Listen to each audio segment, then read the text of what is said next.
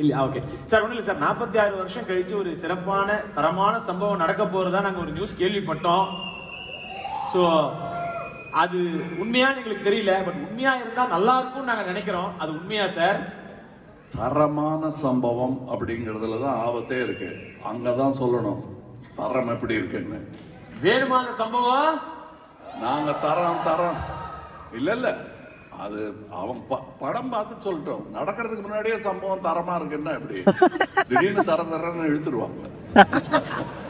அதனால படம் செஞ்சுட்டு காட்டுவோம். Let's show them the where. If they like it, we are happy. Otherwise we'll continue trying to win the.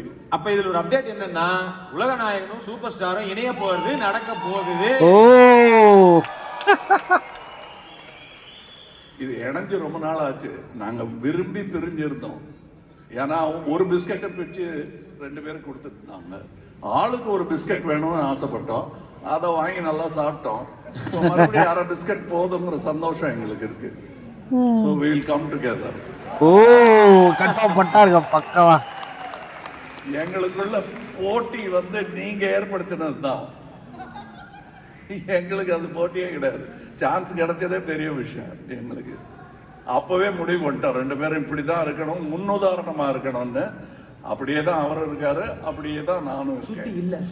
So இதுல இவங்க சேர்றாங்கிறது business wise அது பெரிய ஆச்சரியமா இருக்கலாமே தவிர எங்களுக்கு இதுக்கு எப்போ நடக்க வேண்டியது இப்போவாது நடக்குது ஆகட்டும் அப்படிங்கிற மாதிரி தான் இருக்கு. We always wanted to produce each other's film. பார்த்துக்கலாம், இப்போ வேணாம் நல்லா போயிட்டு இருக்குதுன்னு நாங்களே எங்களை தடுத்துக்கிட்டு இருந்தோம். செம அப்டேட்டுக்கு இது ஆக்சுவலா சரியான அப்டேட்டு.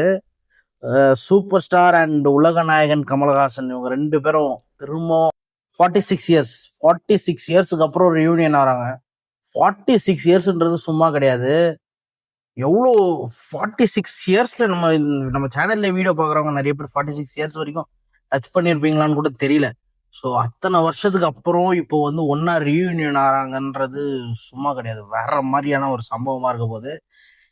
ஒன் ஆஃப் தி என்ன சொல்றது டாக் ஆஃப் தி டவுனா இருக்க போகுதுன்னு நினைக்கிறேன். இது ப்ராஜெக்ட் கிக் ஆஃப் ஆயிடுச்சுன்னா லோகேஷ் கனகராஜ் தான் டைரக்ட் பண்றாருன்றது மாதிரி ஆல்ரெடி நியூஸ் வந்துருச்சு.